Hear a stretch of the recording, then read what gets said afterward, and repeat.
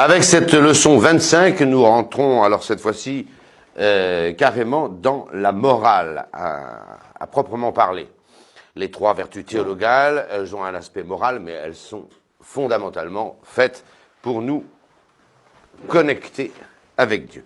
Tandis que là, maintenant, nous allons nous poser la question, qu'est-ce qui, dans l'agir de l'homme, c'est ça la morale, qu'est-ce qui doit être fait? Et la première de toutes les vertus, et qui d'ailleurs intervient dans toute la morale, comme vous allez le voir, c'est la prudence. Donc, leçon 25, la prudence. Il y a 4 grandes vertus cardinales, c'est-à-dire morales. Cardo cardinis, c'est un gond, on l'a déjà vu. C'est 4 vertus autour desquelles toute la vie morale tourne, comme le gond d'une porte. La première de ces 4 vertus cardinales, c'est la prudence. Deuxième, la justice. Troisième, la force. Troisième, la tempérance. En vérité, quand vous regardez la morale avec un peu de recul, il n'y a qu'une grande vertu morale, c'est la justice, qui consiste à rendre à chacun ce qu'on lui doit. Et quelqu'un qui rend à chacun ce qu'il lui doit est parfaitement dans les bonnes mœurs, dans la bonne morale. Mais pour parvenir, pour exercer cette justice qui est toute la morale, il faut en amont, en avant, cette vertu de prudence qui va fixer le juste milieu, je vais y revenir, de chacune de nos actions, et puis il faut tenir ses passions. Pendant, avant, et même après, toute action morale. Quelqu'un qui ne tient pas ses passions va faire des bêtises. Il sera imprudent et il sera injuste. D'où la tempérance et la vertu de force pour tenir les passions. Alors si vous regardez, ces 4 vertus cardinales ne sont pas, j'allais dire, à égalité. Elles ont un ordre. La première, c'est la prudence. La seconde, c'est la justice. Et la justice, c'est la morale.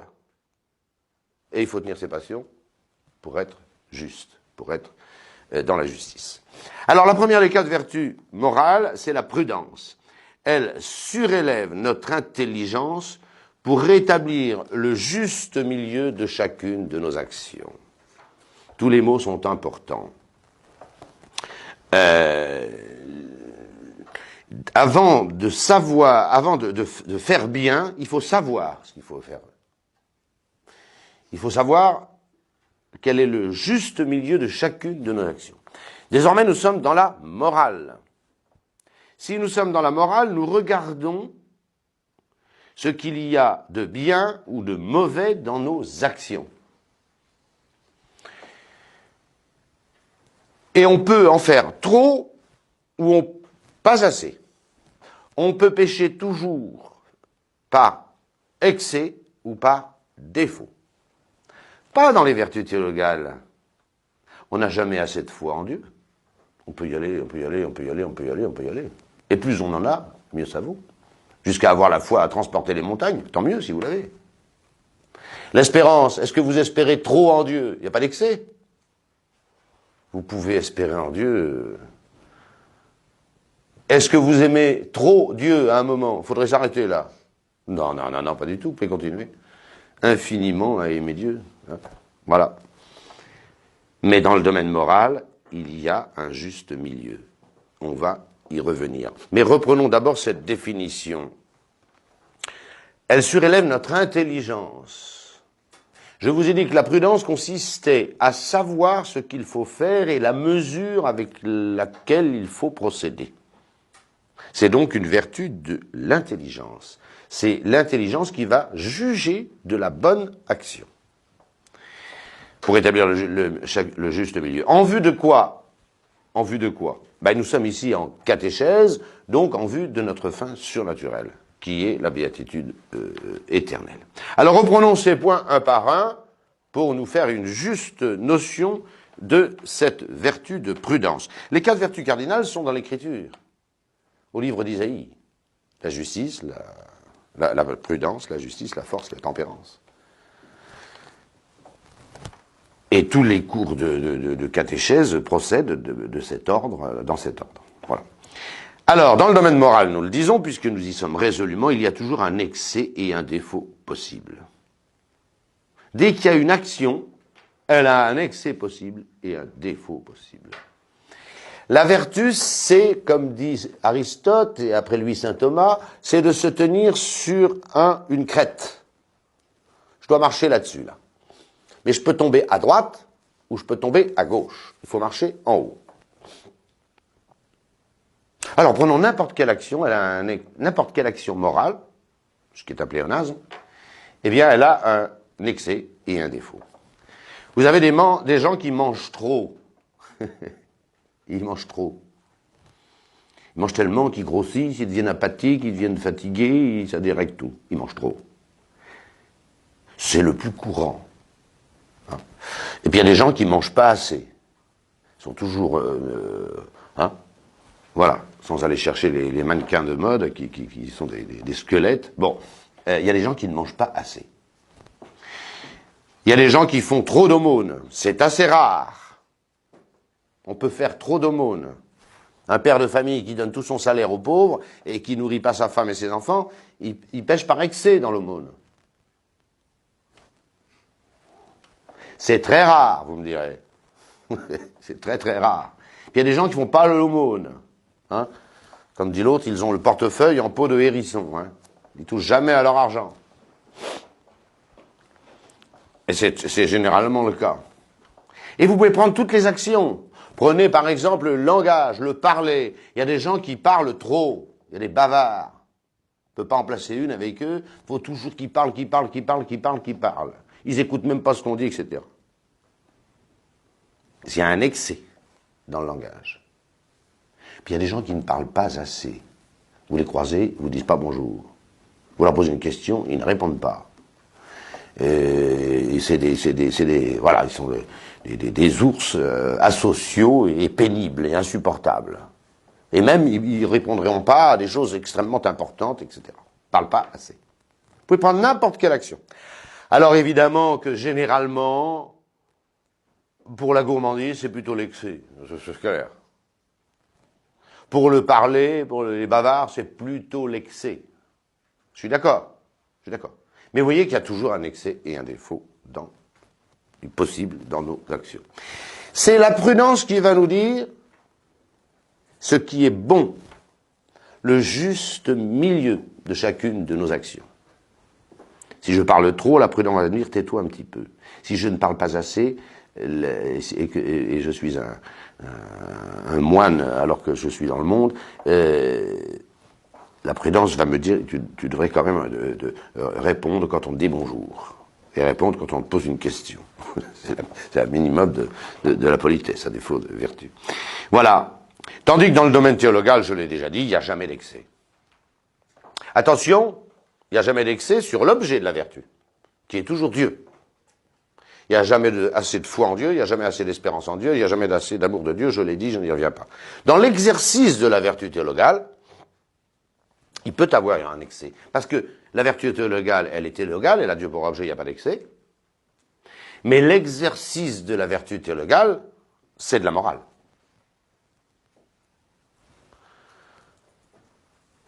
Il y a des gens qui sont toujours à faire des patenôtres en permanence toute la journée, etc. Et même quand ils se promènent et quand ils... etc. C'est trop. C'est trop. C'est pas qu'ils ont trop de foi. C'est que l'exercice de leur foi est intempestif. Intempestif. Voilà. Bon, Saint Patrick récitait chaque jour les 150 psaumes dans la glace. Bon, c'est comme ça qu'il a converti l'Irlande. Deo gratias, tant mieux pour l'Irlande et tant mieux pour Saint Patrick. Mais bon, vous comprenez que si l'un d'entre nous s'amusait à faire la même chose, je pense que c'était inspiré de Dieu. Les saints ont fait des choses extravagantes. Extravagantes. Alors si c'est Saint-Esprit qui leur indique ça, ben, très bien pour eux. Puis quand on voit ce que ça donne, mais vous comprenez, quelqu'un qui n'a pas cette inspiration du Saint-Esprit et qui se met à pratiquer comme ça matériellement l'imitation des saints, il est stupide. Il manque à la prudence. Et il ne se sanctifiera absolument pas avec ça. Il y a des gens comme ça qui veulent imiter les saints matériellement. C'est catastrophique. Chacun a sa prudence et il doit l'exercer. Voilà. Donc il peut y avoir un excès dans l'exercice des vertus théologales. Troisième point, la prudence intervient dans toute action morale, sans aucune exception. Elle règle toute action morale et même l'exercice moral des vertus théologales. Je viens de le dire. Où est logée la prudence? Ça, c'est une question simple, mais il faut bien comprendre. La prudence est dans l'intelligence. Alors, j'aurais pu le dire avant, les vertus, c'est quoi? Ce sont ce qu'on appelle en théologie des habitus, des dispositions habituelles à faire ceci ou à faire cela. On l'a déjà dit. La disposition habituelle, spirituelle, à faire le bien, ça s'appelle la vertu. Il y a d'ailleurs une disposition habituelle et spirituelle à faire le mal. Ça s'appelle le vice. Voilà.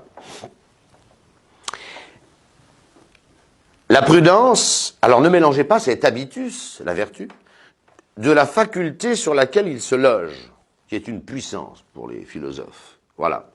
Nous avons deux grandes puissances spirituelles, notre intelligence et notre volonté. Puisque la prudence doit déterminer le juste milieu de nos actions, entre l'excès et le défaut.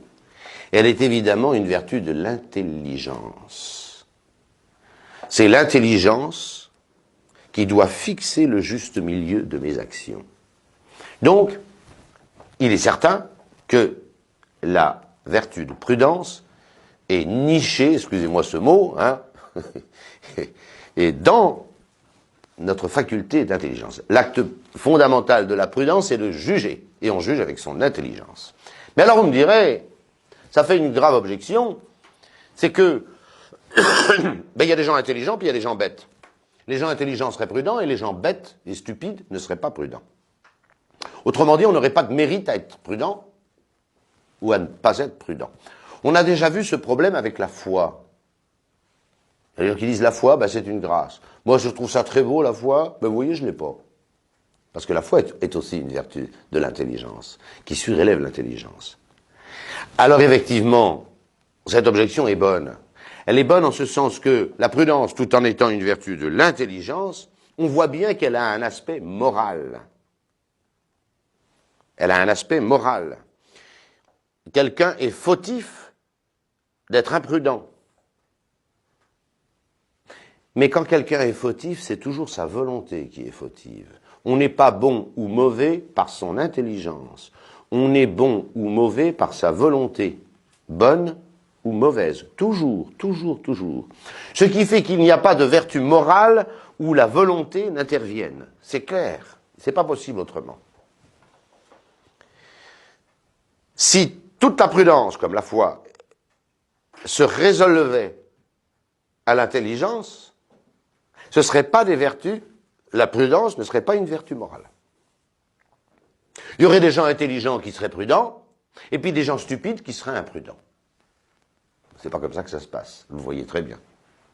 On peut être très intelligent et très imprudent, on peut être vraiment stupide et prudent cependant. Pas totalement stupide. Quelqu'un qui serait complètement stupide, un fou, un aliéné, ne peut pas être prudent. Puisqu'il faut exercer un jugement et qu'il en est incapable. Voilà.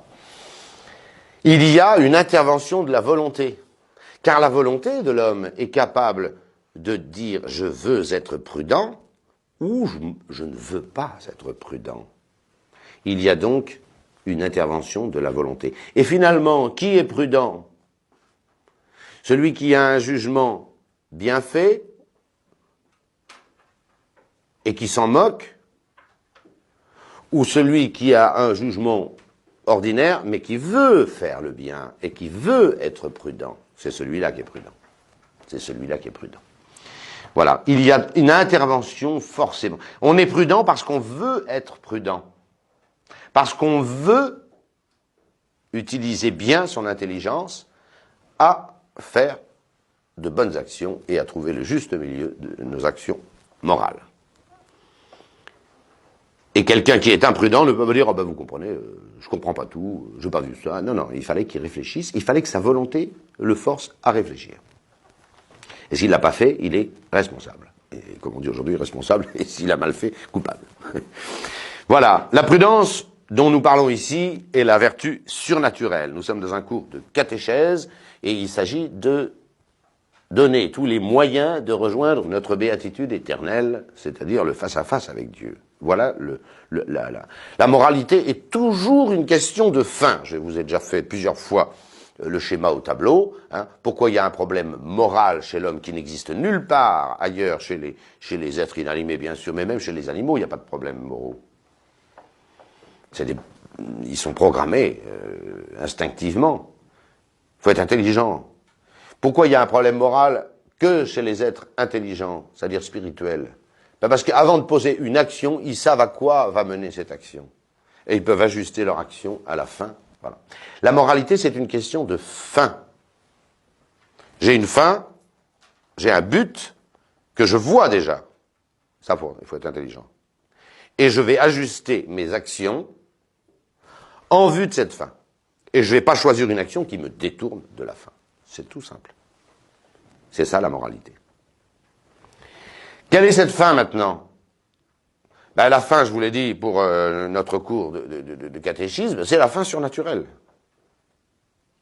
Mais il y a aussi, dans chacune de nos actions, eh bien, une prudence humaine, normale, qui n'a pas pour fin la béatitude éternelle, mais qui a pour fin un certain bien-vivre, une certaine honnêteté terrestre. Il y a deux prudences, donc. Il y a la prudence surnaturelle et la prudence naturelle. Et vous allez voir qu'avec des exemples très simples, qu'elles sont bien à distinguer. On peut parfaitement avoir l'une sans avoir l'autre. Pas tout à fait vice-versa, vous allez voir. Il y a des gens qui n'envisagent absolument pas leur destinée éternelle, leur vocation surnaturelle, et qui sont très prudents dans les affaires de ce monde. Les Suisses sont connus pour ne jamais traverser en dehors des clous. C'est prudent. C'est prudent. Voilà. Les Suisses respectent tous les stops. Enfin, pas tous les Suisses, mais en Italie, tout le monde grille les stops. Bon. Donc les Suisses sont généralement un peu plus prudents que les Italiens. Un stop, ils les passent à 60, les Italiens. Puis la police dit rien. Bon. C'est une prudence de la chair. Moi, je me souviens une fois à Lausanne, j'ai traversé en dehors des clous. J'étais jeune séminariste comme vous, là. Mais j'étais sifflé par le gendarme. Et comme tout le monde en France traverse en dehors des clous, moi j'étais à Lausanne et je traverse en dehors des clous. Qu'est-ce qui... J'ai été humilié par le flic. Et il m'a fait... tout le monde était scandalisé parce que en soutane, j'avais traversé en dehors des clous, quoi. Enfin, prudence, vous voyez, ça c'est la prudence humaine. C'est la prudence humaine. Là, j'ai pris un exemple un peu dérisoire, mais il y a des choses prudentes. Le respect de l'autorité, par exemple. Le respect de l'autorité. On voit bien qu'il est en train de disparaître, le respect de l'autorité. Il faut dire que l'autorité fait ce qu'il faut pour. Bon, ça c'est un autre problème. Mais c'est prudent. C'est prudent. Et puis c'est normal. Mais ça peut être fait aussi pour des raisons surnaturelles. Ça devient la prudence surnaturelle. Donc vous avez toujours, selon la fin que vous poursuivez, deux prudences qui sont deux vertus différentes. Et on peut avoir l'une sans avoir l'autre. C'est clair. Vous avez quelqu'un qui est honnête, qui paye ses dettes, etc., qui traverse dans les clous, qui respecte les feux rouges, qui paye ses impôts, etc. Mais il ne pense jamais à son éternité. Il ne veut pas. Jamais il s'adresse à Dieu. Jamais il pense à Dieu. Jamais il pense à l'au-delà. Alors il est très prudent dans ce monde. Mais il est complètement fou et totalement imprudent dans l'autre. C'est clair. C'est clair. À l'inverse, et quoi qu'on ne puisse pas avoir totalement la prudence surnaturelle sans avoir un peu la prudence naturelle, oui, ça c'est le principe général. Il y a la grâce grève sur la nature. S'il n'y a pas de nature, il n'y a pas de grâce. Bon, on l'a déjà dit plusieurs fois. Prenez par exemple cette Jeanne d'Arc, prendre de nombreux exemples. avec ses voies qui viennent de Dieu, etc. Elle restaure le royaume de France, boute les Anglais hors d'océan. Elle a 19 ans. Elle meurt à 19 ans. C'est fou. C'est tout sauf de la prudence surnaturelle. Elle avait tout à y perdre, et d'ailleurs, elle y a perdu la vie et a fini sur un bûcher. C'est pas la prudence naturelle, ça. C'est vraiment de la prudence surnaturelle. Et on pourrait citer toute la vie des saints. Ils ont une prudence surnaturelle qui même parfois nous étonne. Voilà. Et encore une fois, les saints ne sont pas imitables en cela. Comme dit saint François de Sales, très justement, en parlant de certains saints, ils sont plus admirables qu'imitables. Saint Siméon le Stylite a passé toute sa vie sur une colonne. Mais bon, je suis désolé de vous dire que si l'un d'entre vous, il lui prend cette idée, je pense qu'il ne deviendra pas saint, mais il deviendra fou. Pas pareil. Donc c'est admirable, Saint Siméon le Stylite, mais ça n'est pas imitable. Et ce ne serait pas de la prudence pour vous de dire je vais faire pénitence comme Siméon le Stylite. Attendez.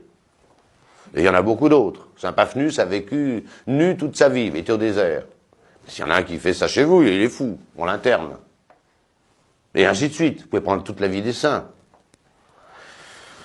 Ils ont tous fait des choses extravagantes parfois. Mais ça, c'est le Saint-Esprit. C'est du hors norme. C'est du hors norme. Voilà. Nous avons à choisir la fin. La fin, on ne choisit pas. Hein. La fin, pour nous, c'est la béatitude éternelle. On ne choisit pas la fin. Vous vous souvenez de la définition de la liberté? Je crois vous l'avoir déjà donnée. La liberté, c'est ce qui choisit les moyens en vue de la fin. Servato ordine finis, hein, sans toucher à l'ordre de la fin. Sinon, il n'y a plus de morale. On est complètement immoraux. C'est ça, c'est ça le délire de ce monde moderne. C'est qu'il passe son temps à choisir la fin. Mais la fin d'un homme n'est pas à choisir. Elle est. Nous avons à ajuster nos actions en vue de la fin que Dieu nous propose. Il n'y a pas de liberté par rapport à la fin. Il n'y a de liberté que par rapport aux moyens et concrètement par rapport à nos actions. Alors oui, cette vertu, elle est partout. Partout, il y a de la prudence. Et malheureusement, partout aussi, il y a de l'imprudence. Alors nous allons voir comment on est prudent. Et pour cela, c'est le grand premièrement, et puis il y aura un grand deuxièmement, les 3 actes de la prudence. Si on décortique bien la prudence, elle consiste dans 3 actes. 3 actes. Que nous devons faire. Que nous devons faire. Je le dirai et je le redirai, on n'est pas prudent pour un autre, on est prudent pour soi. Il y a des gens qui, justement, sont des démissionnaires de la prudence. Ils ne veulent jamais prendre leurs responsabilités. Ils préfèrent qu'on leur impose leur choix. Par rapport aux moyens, toujours. On n'a pas le choix de la fin, je l'ai dit, je n'y reviens pas. Un homme est prudent pour lui-même. La prudence de l'abbé Laguérie, c'est l'abbé Laguérie, voilà. Et votre prudence, c'est la vôtre. C'est à vous d'ajuster vos actions en vue de la fin. C'est pas à un autre de faire ce travail pour vous. Comme dit le livre de la sagesse, Dieu a remis l'homme aux mains de son conseil, le conseil de l'homme. Comment je sais me diriger?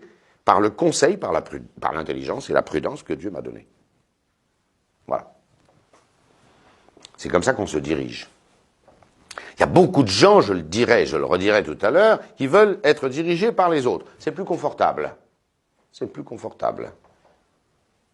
C'est de la démission et c'est totalement imprudent. Mais nous le reverrons tout à l'heure. Alors, pour bien exercer cette prudence, on va la décortiquer un petit peu, puis voir les 3 actes de cette vertu de prudence. Dans toute action prudente, nous avons 3 choses à faire. Petit a, le conseil, petit b, le jugement, et petit c, la décision, ou l'ordre d'exécution. Je vous donnerai les mots latins au fur et à mesure. Le conseil, consilium. Avant de poser une action, la fin, elle est déjà là. Hein.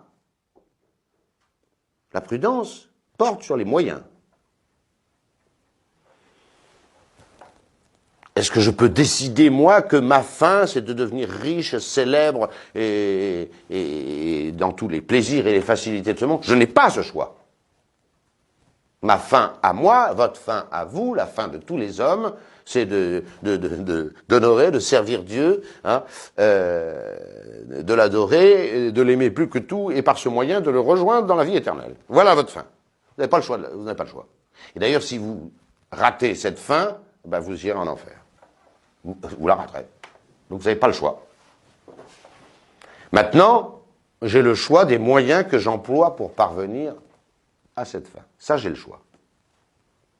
La liberté, le choix des moyens, servato ordine finis, étant préservé l'ordre de la fin. Eh bien, la première chose qu'il faut faire, avant de se précipiter à agir, c'est de savoir quels sont tous les moyens qui sont à ma disposition.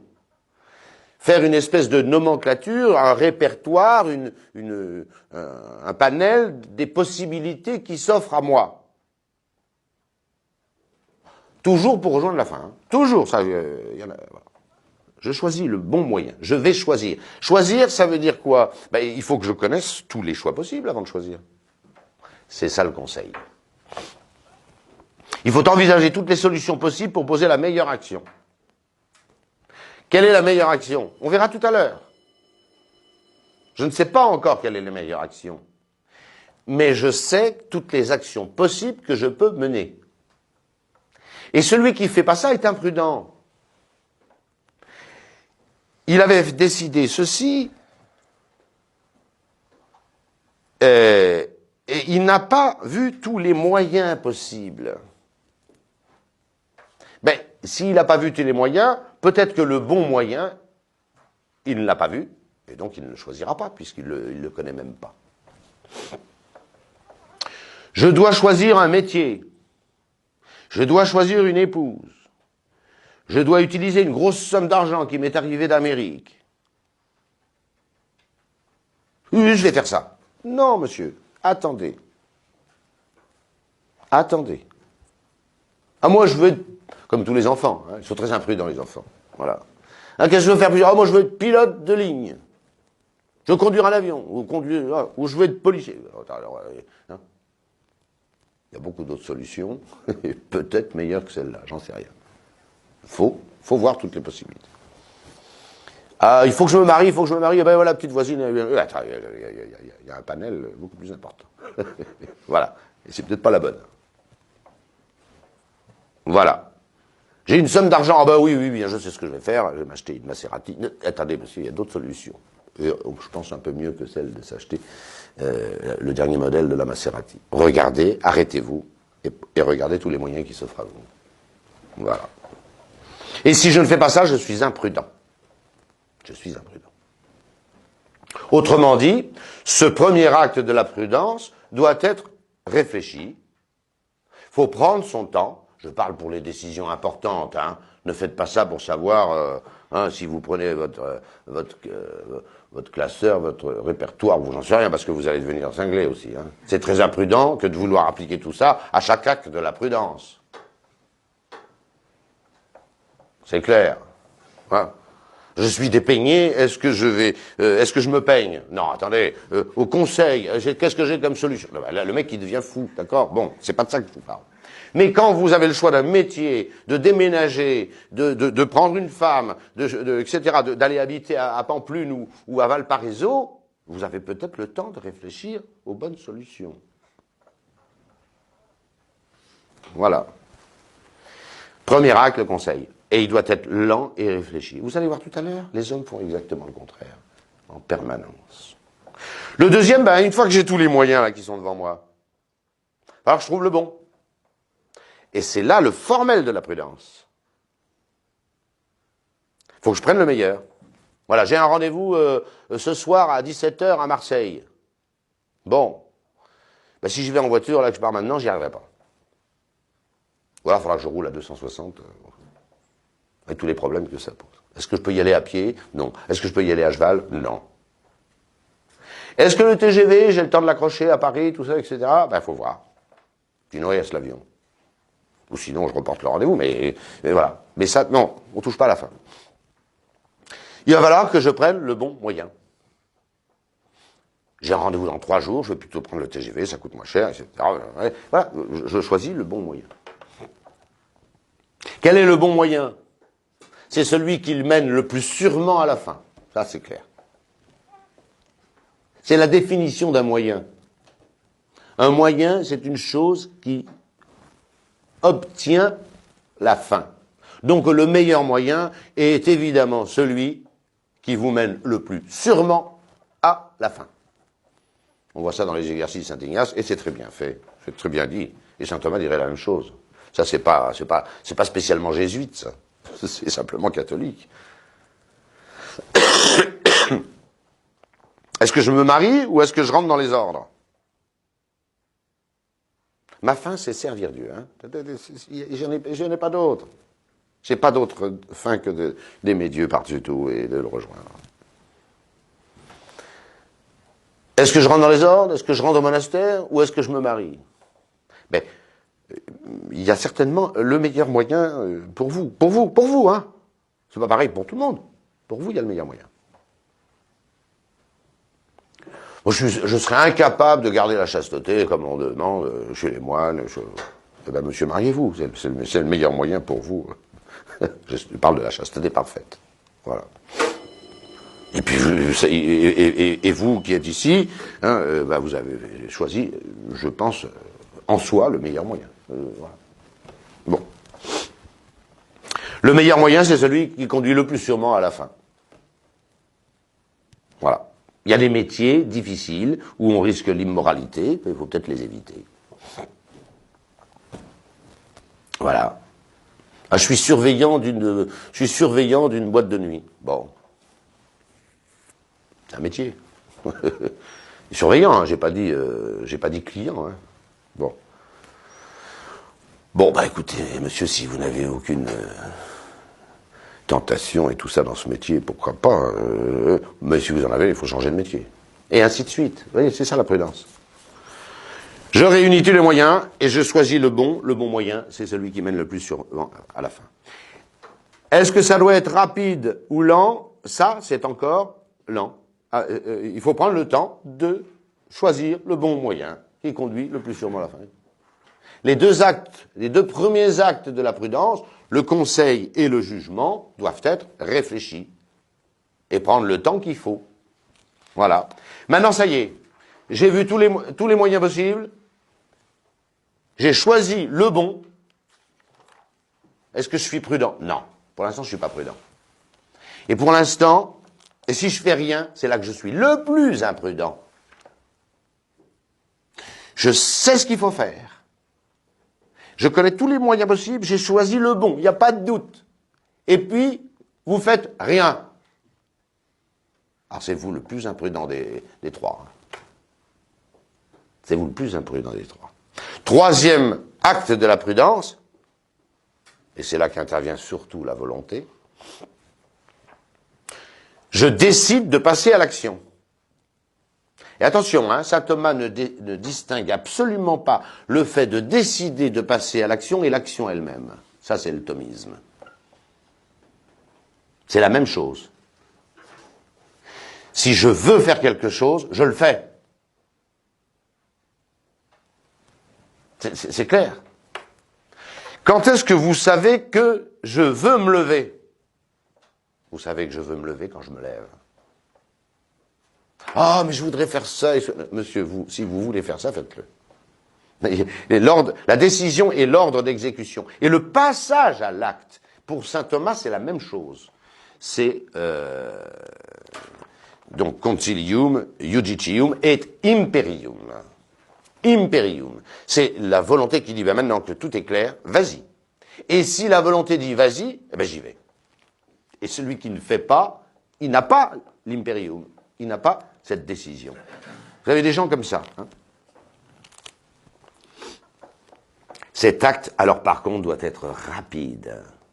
Il n'y a aucune raison d'attendre.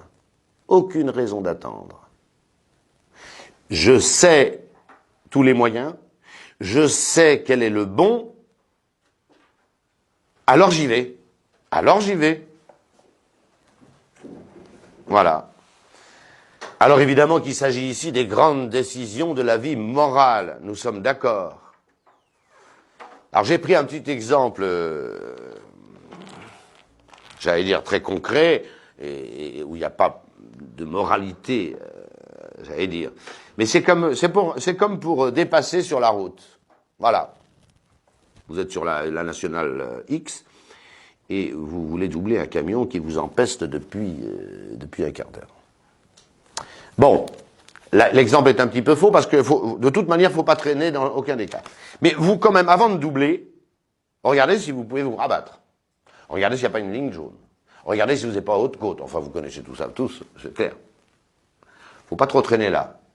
C'est pour ça que l'exemple n'est pas le meilleur. Et ensuite, je décide quel est le meilleur moyen. Je peux doubler maintenant. Non, j'attends là-bas. Il y a une grande ligne droite, j'aurai le temps, etc. Je choisis le meilleur moyen. Et puis après, vous appuyez sur le champignon à fond. Il ne faut pas que ça traîne trop longtemps. Et vous décidez, vous passez à l'action, vous y allez. Les gens font le contraire. J'y vais, alors ils commencent à se déboîter. Oh, ben, je sais pas si j'aurai le temps. Ils se rendent. Oh, ben, si, j'aurai peut-être le temps. Ils font exactement le contraire. Voilà.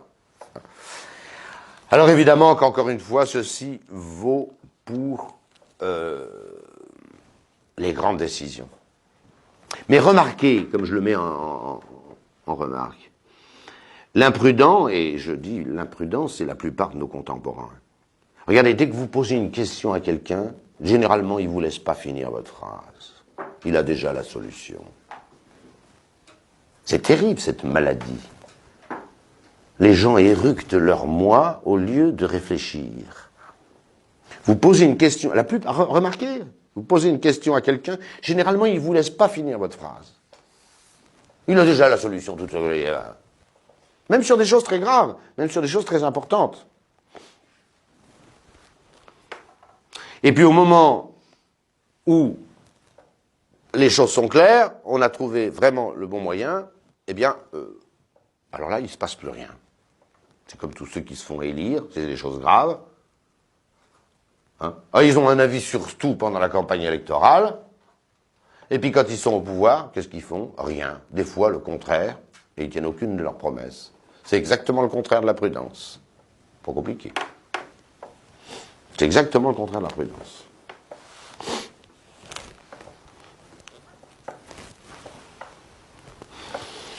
Et ces gens qui ont un avis sur tout et qui ne font rien, c'est diamétralement c'est diamétralement l'imprudence. C'est l'imprudence dans toute sa splendeur.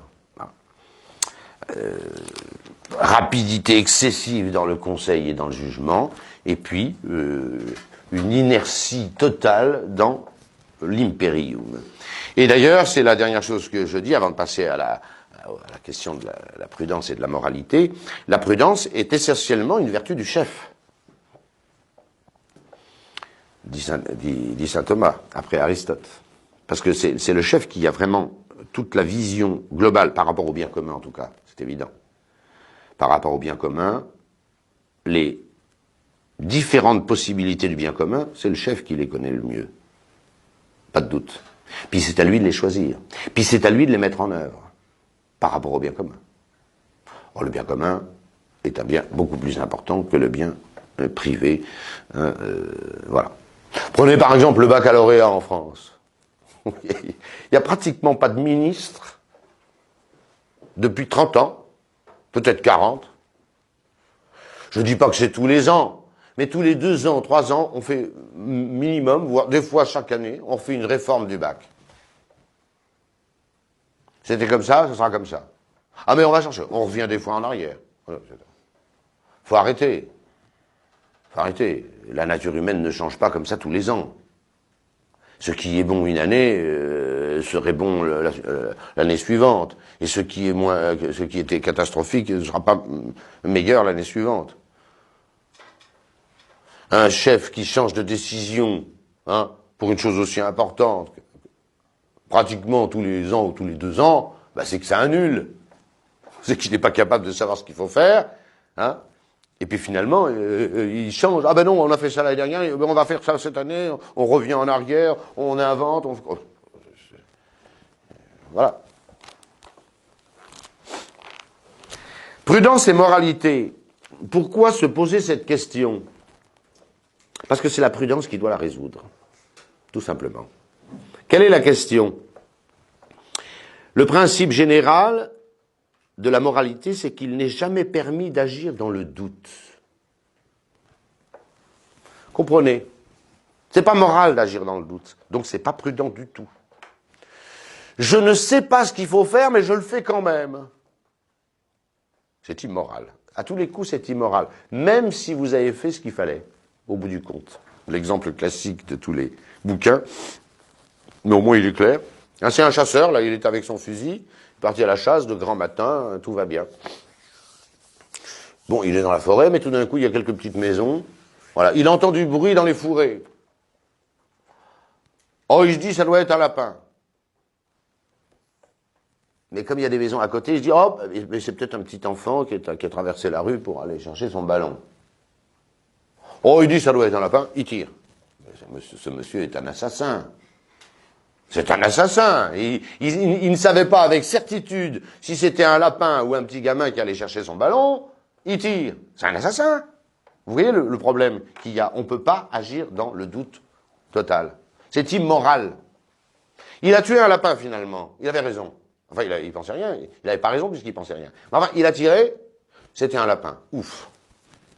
C'est pas un petit enfant. Très bien. Mais ce type est un assassin. Ce type est un assassin. C'est tout. Voilà. Alors justement, il faut sortir du doute. On n'a pas le droit d'agir dans le doute. Voilà. Ne vous posez pas ces questions pour des détails de la vie pratique. Soyez normaux. Voilà.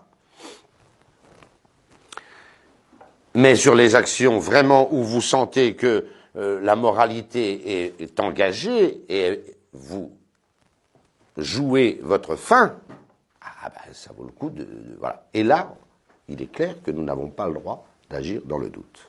Il est donc nécessaire, avant toute action, de sortir du doute.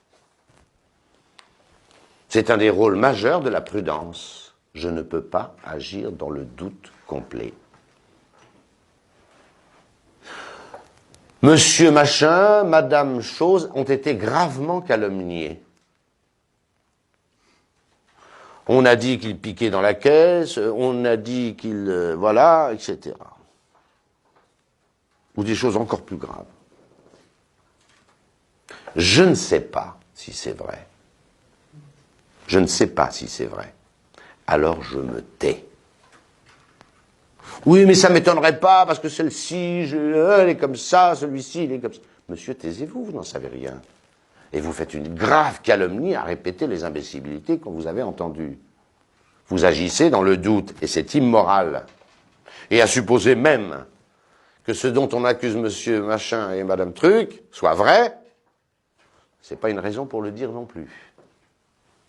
Voilà, mais ça, nous verrons ça plus tard dans la justice. En tous les cas, si vous agissez dans le doute, en matière grave, vous êtes totalement imprudent. Vous n'avez pas le droit. Donc il faut sortir du doute. Vous m'avez compris. Est-ce qu'on peut arriver à une certitude? Alors maintenant, il faut sortir du doute. Autrement dit, sortir du doute, ce serait parvenir à la certitude. La palisse en dirait autant. Je dis oui, mais attention, il faut savoir de quel genre de certitude il existe. Il s'agit. Est-ce qu'on doit arriver à une certitude métaphysique? Dans l'ordre moral, c'est pas la peine, on n'y arrivera pas. Une certitude métaphysique, le tout est plus grand que la partie, ben c'est clair. La roue de mon vélo est plus petite que mon vélo. Et mon vélo est plus grand que la roue de mon vélo. Bon, ça c'est un principe métaphysique. Est-ce que je peux arriver à une certitude métaphysique dans l'ordre de l'agir moral qui nous intéresse? Non. Non. Non.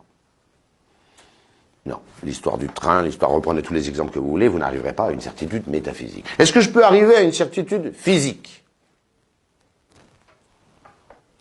La main d'un homme normal à 5 doigts. C'est une certitude. C'est pas une certitude métaphysique, ça. Hein. C'est une certitude physique. Généralement, les mains d'un homme ont 5 doigts. Certitude physique. Vous voyez ce que c'est? Est-ce que j'ai besoin d'une... J'ai une certitude très forte. Moins forte que la certitude métaphysique, mais quand même très forte. Le type qui vous dit, mais non, je vous garantis, moi, l'espèce humaine, elle n'a des mains qu'à 3 doigts. Vous dites, il est fou. Est-ce que j'ai besoin d'acquérir une certitude physique pour agir? Réponse, non encore. Non, pas la peine. Si je l'ai, tant mieux. Mais si je l'ai pas, on pourrait rien faire. Et on serait toujours dans le doute et le scrupule. Est-ce que j'ai besoin d'avoir une certitude morale?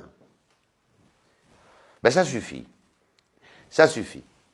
J'ai une certitude morale.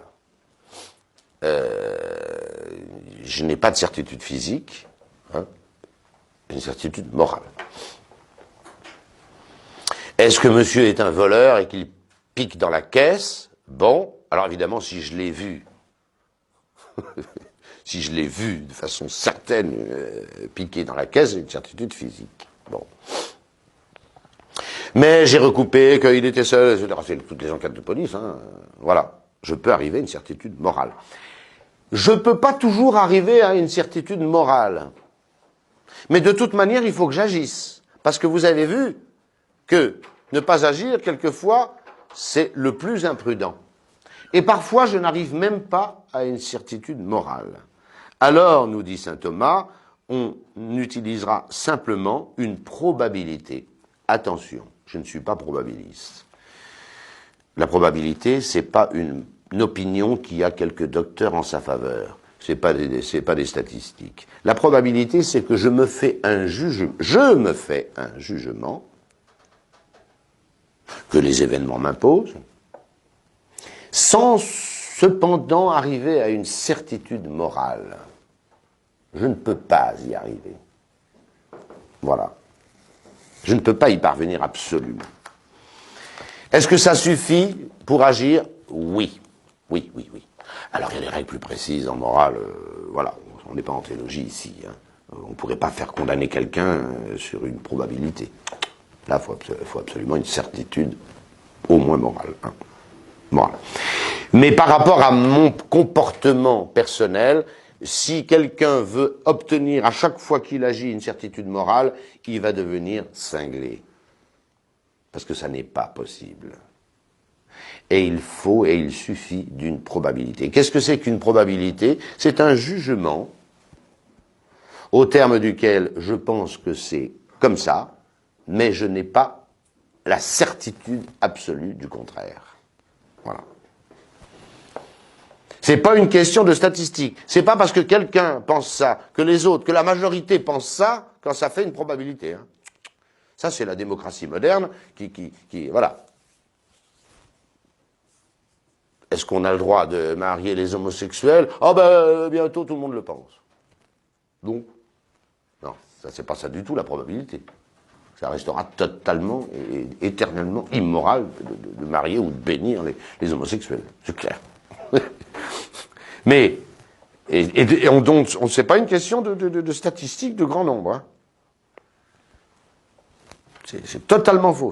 C'est un jugement au terme duquel je me fais moi-même une opinion. Une opinion qui cependant ne parvient pas à la certitude. Quelques exemples. Je ne prends pas... Alors on prend des exemples très simples pour faire comprendre.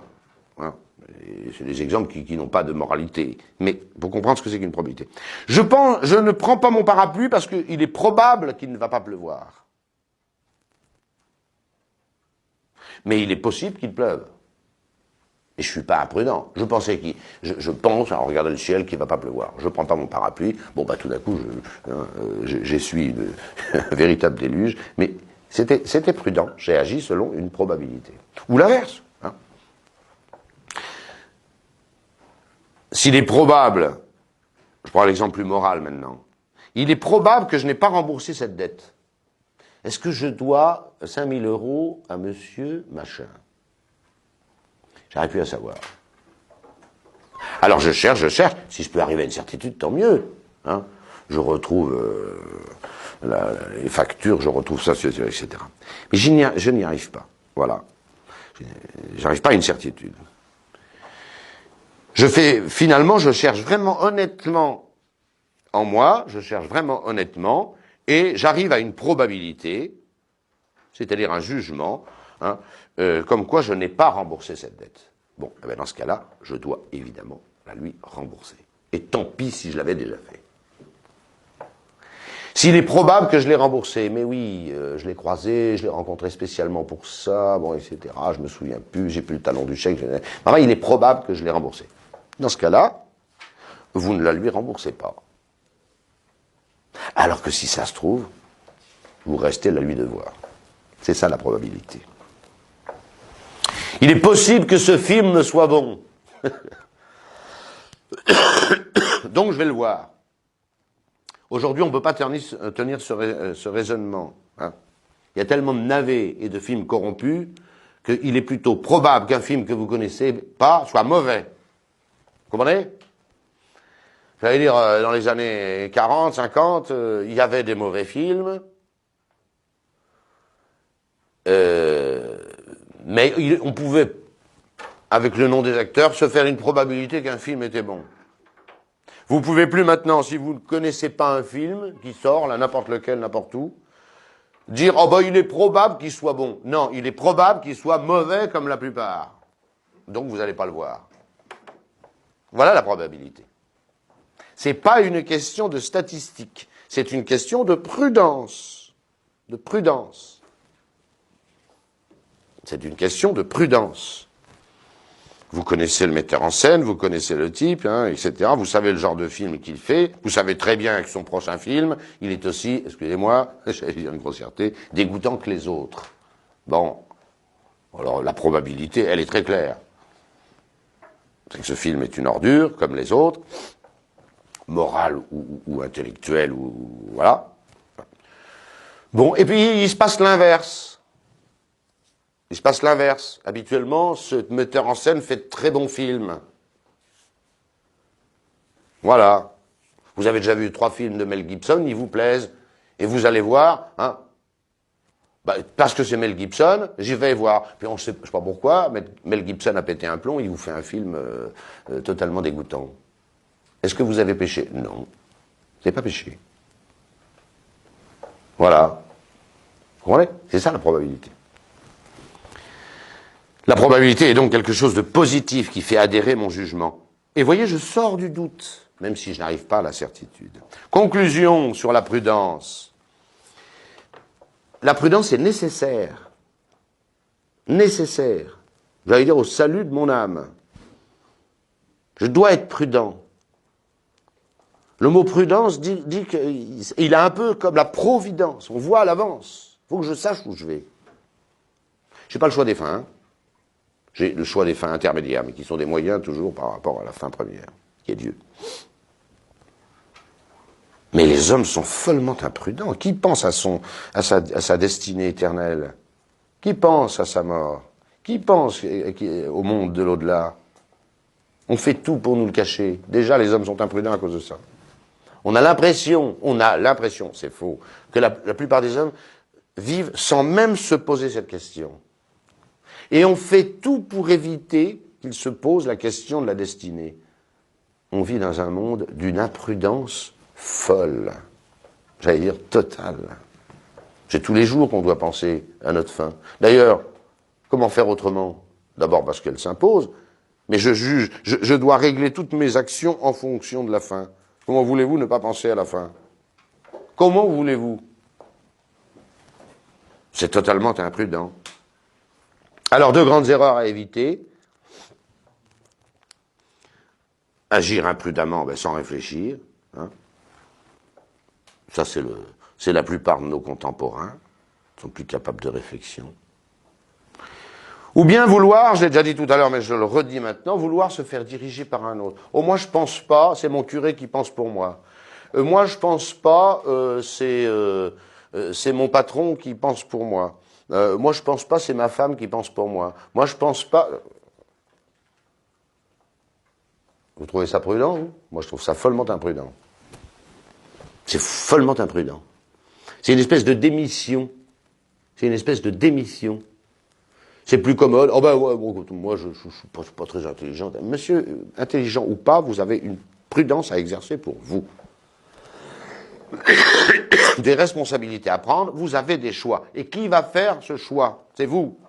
Et personne d'autre. On ne peut pas être prudent pour un autre. On peut écouter les conseils. À la limite, les autres peuvent rentrer un peu dans le premier acte. Tiens, celui-là, il me conseille plutôt celui-là, bah, faut que j'en tienne compte. Mais dire que je vais prendre argent comptant la prudence d'un autre pour la mienne, c'est follement imprudent. Et il y a beaucoup de prêtres même qui se trompent là-dedans. Quand les gens viennent trouver pour leur donner des conseils, un prêtre donne les principes de la morale, qui sont les mêmes pour tous. Et il laisse choisir son dirigé ou ce monsieur, cette dame qui lui demande conseil. Parce que la prudence du prêtre, c'est la sienne. Moi, je suis prudent pour la belle, la guérie, point barre. Je suis pas prudent pour les autres. La prudence, c'est quoi? Regardez bien. Je la compare à une suspension. Voilà. Vous avez les principes de la morale. Les principes. Ben, c'est les mêmes pour tous, hein. C'est les mêmes pour tous. Et puis, il y a la route, là, ici. La route, elle est très chaotique. Hein. La route, les événements qui nous entourent, qui nous dictent, qui nous imposent nos choix. C'est très chaotique.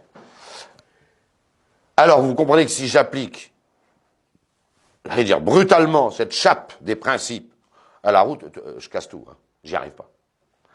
Alors, j'ai une prudence. C'est la suspension morale. Voilà. C'est fixé au principe. Ah ben, une prudence qui n'a plus de principe, il n'y en a plus. Hein. Est-ce que le mensonge est permis? Non, monsieur. Vous n'avez pas le droit de mentir. Alors ça, c'est pareil pour tout le monde. Est-ce qu'on a le droit de tromper sa femme? Non, monsieur. Le jour de votre mariage, vous avez juré fidélité, donc vous la gardez. Ça bouge pas. Mais vous comprenez que les circonstances de la vie, alors elles bougent. Et il faut cette prudence, cette espèce de suspension qui fait que les principes étant toujours saufs, on s'adapte aux circonstances. Et on est bien obligé de s'adapter aux circonstances. On n'adapte pas les principes aux circonstances. Jamais. C'est ce qu'on veut faire avec le mariage et la bénédiction des homosexuels. Non, on ne touche pas aux principes. L'homosexualité est une chose contre nature et gravissime. Si l'Église bénit ça, elle devient folle. C'est clair. Mais maintenant, est-ce qu'il ne faut pas s'occuper de tous les homosexuels que ce monde produit de façon industrielle? Peut-être si. Mais pas en les bénissant, en leur disant que c'est bien. Vous comprenez? C'est là la prudence. La prudence, c'est une suspension, un amortisseur qui nous permet d'adapter sans arrêt les principes qui ne bougent pas à une réalité extrêmement mouvante. Voilà. Et qui change tout le temps, et pour tout le monde. Il faut, et c'est ça la prudence. Je garde les principes, la loi de Dieu, mais j'adapte ces principes. Alors vous ne pouvez pas être prudent pour un autre. Parce que les principes sont les mêmes. Mais d'abord, vous avez cet habitus qui vous est personnel, et puis vous avez votre situation que vous connaissez, qui est la vôtre, et vous ne connaissez pas celle de l'autre, vous ne connaissez pas tout. On se prendrait pour le bon Dieu. Même le bon Dieu ne fait pas ça. Je cite souvent cette anecdote et je vous laisserai là-dessus. Hein. Cette anecdote de l'Évangile, si je vous l'ai déjà citée, je vous prie de m'excuser de me répéter. C'est deux jeunes gens, petite scène mignonne de l'Évangile, toute petite, très courte. C'est deux jeunes gens qui viennent trouver le Seigneur Jésus-Christ lui-même et qui lui demandent de régler une question, une dispute entre eux au sujet d'un héritage. J'imagine qu'il y en avait un qui avait pris la part du lion et qui avait laissé des quenouilles à l'autre. Bon. Et des petits pois. Ils viennent trouver le Seigneur Jésus-Christ, qui les départage. Réponse, j'espère que vous la connaissez, hein, mais je vous la dis quand même, Qui m'a constitué juge entre vous? Qui m'a constitué juge entre vous? Celui qui va juger les vivants et les morts au dernier jour, celui qui jugera les vivants et les morts. Après les avoir tous ressuscités. Donc vous voyez qu'il a une autorité pour juger. Qui m'a constitué juge entre vous? Alors, ces prêtres souvent, ou d'autres, qui disent, vous devez faire ça, vous devez partir à Marseille, vous devez épouser celle-là, faut pas épouser celle-là, vous avez la vocation, vous n'avez pas la vocation. Qu'est-ce qu'ils en savent? Mais qu'est-ce qu'ils en savent? Ils en savent rien. Ils en savent rien. Est-ce que je sais, moi, si quelqu'un a la vocation? Quand l'Église lui aura imposé les mains, je le sais, parce que c'est fait, voilà, et définitif. S'il est complètement stupide, cul-de-jatte, il a le sida, on arrête, ça, à la limite, ça correspond pas du tout, on peut dire. Bon. Et après c'est une question de fidélité personnelle à la grâce. Qu'est-ce que j'en sais? Il y en a qu'un qui le sait, c'est lui. C'est tout. C'est sa prudence à lui. C'est sa prudence. Alors là, il y voit clair. Mais là, c'est un défaut des prêtres. Enfin, c'est un défaut des fidèles qui, pour être plus confortables, veulent faire prendre toutes leurs décisions par d'autres. Ah, mais c'est plus confortable. Alors, si on se trompe, monsieur, on n'a pas le droit à l'erreur dans la vie morale. Si je me trompe, oui, mais c'est ce pauvre curé, il dit n'importe quoi, c'est lui qui m'a dit de faire ça. Mais monsieur, c'est pas parce que votre curé vous a dit de faire ça qu'il faut le faire. Et moi, à ceux qui s'amusent à ce petit jeu, voilà, même un directeur spirituel, il vous rappelle les principes, il vous fait part de son expérience. Bien. Maintenant, quand il faut décider, c'est vous, pas lui. Sinon, ça marche pas. Sinon, c'est pas moral. Sinon, ce n'est pas moral. Dieu a remis l'homme aux mains de son conseil. Son, c'est pas Dieu, c'est l'homme. Un homme, Dieu l'a fait intelligent et il doit se gouverner par lui-même. En observant la loi de Dieu, pas en la recomposant. C'est la prudence. Donc vous voyez le rôle capital de la prudence. Et on est dans un monde totalement imprudent. Voilà. Alors demandons de prendre nos responsabilités et assumons-les. Voilà. Les grands chefs d'État et les grands politiques, au moins ils prenaient leurs décisions. Seulement, souvent, ils n'avaient aucune référence. Quand on trouve un chef parce que la prudence, c'est la vertu du chef, qui en même temps a des principes et vraiment décide, alors ça, c'est merveilleux. Ça, c'est merveilleux. Seulement, c'est excessivement rare. Il suffit d'ouvrir les yeux. Bonaparte avait une envergure de chef considérable. Et quel était son but? Quel était son but? Un type aussi doué, il n'a pas dû en avoir beaucoup. Capable de dicter une dizaine de lettres à la fois, ayant livré 105 batailles en ayant perdu une ou deux, Waterloo et une autre, je crois, et ainsi de suite. Donc, plus doué, j'allais dire tu meurs. Ouais, mais à quoi bon? À quoi bon? En vue de quoi tout ça? Et ainsi de suite. Alors, nous, évitons deux écueils.